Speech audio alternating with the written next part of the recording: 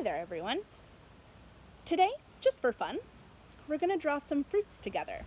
So you can get yourself some lined paper, like I have, if you like, or you can get yourself some white paper, or some construction paper, or some newsprint, or even an old wrapper. Anything that you can draw on. And you can take a pen, or you can take a pencil, or a marker, or a crayon. It's really, really no limit to what kind of tools you can use for this. So, the first thing that I'm going to draw today is a strawberry. So, the way that I like to start drawing my strawberries is with a little circle. And that's like the little stem where the leaves are going to grow out of. You know, the leaves at the top of the strawberry? I know some people who eat those. I've never tried them. Comment down below if you like to eat the leaves on top of your strawberries. So there, I've got some leaves here. Maybe strawberries don't usually have that many leaves, but that's okay because this is my strawberry and I can draw it however I like. And you have your strawberry and you can draw it however you like. So once I've got my leaves, I'm going to start drawing the shape of the strawberry. So I like it to be a little bit round at the top, right? Like in the middle part where it's juiciest, I like it to be a little bit round. And then underneath, we'll give it like a little head almost at the bottom. You ever see strawberries that look like that? Maybe this corner here isn't quite what a strawberry usually looks like, but hey, the nice thing about drawing and doodling is that there's no rules. Things can look however you want. You can trace over them different ways. And I like to think that every mistake in art, like this one right here, is an opportunity to have your art be unique and different and fun. So here's the shape of my strawberry. Yours can look however you want it to. It could have a point at the end. It could be even rounder. It could even be a circle, you know. I've seen a lot of strawberries that are just little circles. And they're some of the most delicious strawberries, I think. So once you have your shape right here and your leaves, then you can start drawing seeds on your strawberry. And this is my favorite part. And you can draw as many seeds or as few seeds as you'd like. And you can draw them as big as you want, as circular as you want, as ovally if you want. This one's kind of ovally. I like that. And you can fill up your whole strawberry with as many seeds as you want. So I'm going to do that now.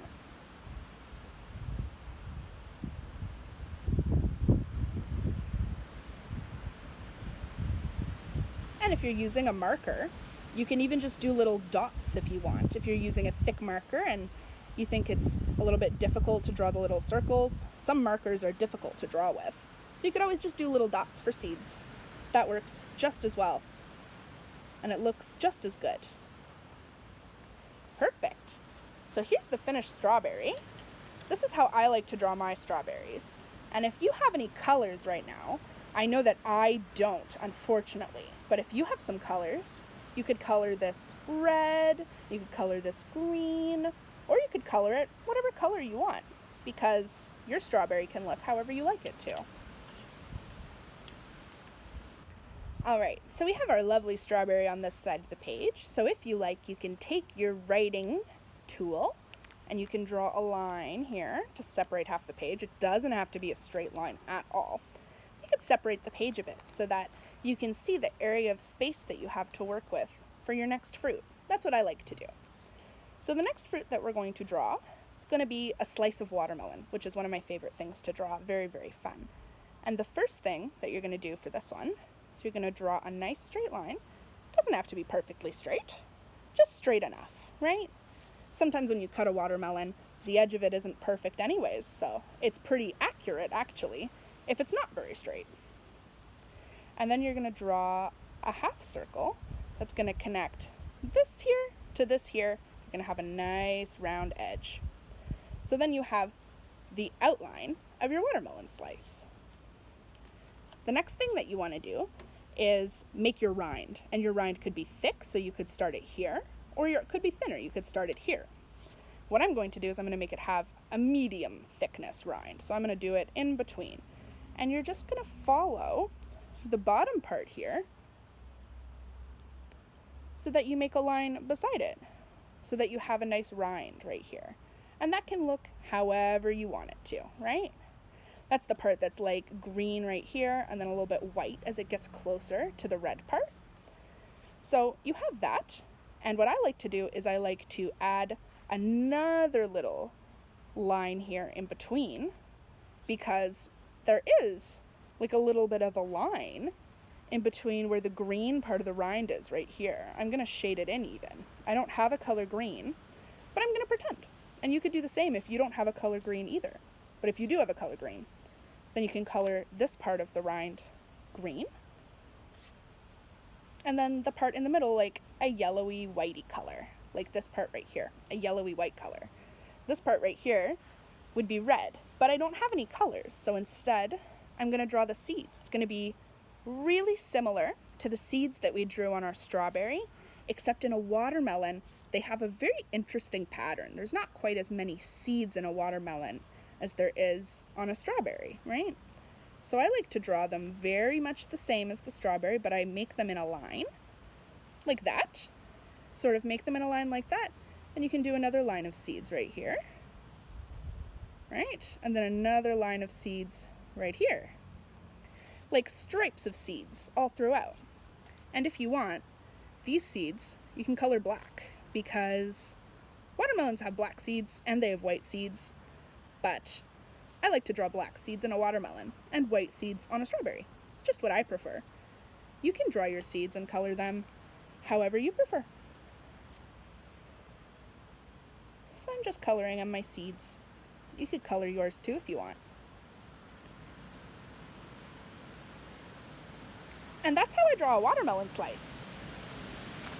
So for our third and final fruit, you can turn your page over if you find you don't have any room left, like I'm going to do. I'm going to turn my page over, and we're going to draw a banana. I find bananas are a little bit more challenging to draw than other fruits, but the nice thing about bananas is that they all look so different that it doesn't really matter, right? How it looks when you finish drawing it. So what I like to do to start my bananas, similar to the strawberry, is I like to make a little circle. And this little circle is going to be the area on our banana stem that connects to the other bananas. You know how they're all stuck together at the top? It's going to be like that, except we pulled it off, so it's broken off there. Then you're going to make a little stem like this. It looks almost like a little macaroni noodle before you're done drawing. It's really, really fun and cute. So then you're going to do a little doot. You're going to branch it out a little bit. Sort of like I did with my strawberry by accident, except this time it's going to be on purpose. And then you're going to follow that line, and you're going to make it a curve, like almost like an S shape. You're going to make it a curve, and then make it round at the bottom, like a sock, like a little foot almost. And you do the same on the other side. You go zoot, make a little corner there, zoot, and then round again, and then you just follow the line like this and connect your banana at the bottom. So then you have this banana shape right here. And maybe it doesn't look exactly like the bananas that we have in our kitchen, if we have any bananas in our kitchen, but that's okay, because maybe there's bananas somewhere else that look like this, right? All bananas are unique, just like all people and all drawings. So what I'm doing now is I'm making a little black stem at the bottom. You know the part on the bottom of your banana? I always get to that part, and I don't like the little hard bit at the bottom, so I don't eat it, which I know is bad. But that's okay, because we all like different things. And if you want, you can color this part on your stem a little bit in as well. You could use a brown or a black, or you could use whatever color you want. I don't have any colors, so I'm just darkening it with my pen. And then the final touch for the banana is some lines to just show some texture. You know how bananas they're a little bit ridgy sometimes? You put a couple of ridges on your banana like that. And here's what mine looks like. If you'd like to share what yours looks like, I'd be so happy to see it. And now would be a good time. If you want, you could color it yellow. You could put some brown spots on it. Maybe I'll put some little spots on my banana, because I think the tastiest bananas have some brown spots on them. Do you agree? I know that some people like their bananas just yellow or even green. You could color your banana green too. Or you could color it brown, like a banana bread banana. And you can put little spots anywhere you want because bananas start to get spots pretty much everywhere until they turn all brown, right? So it's really up to you what your banana looks like in the end. I'm going to stop here, I think. I think this is what I want my banana to look like. So I think it's all done.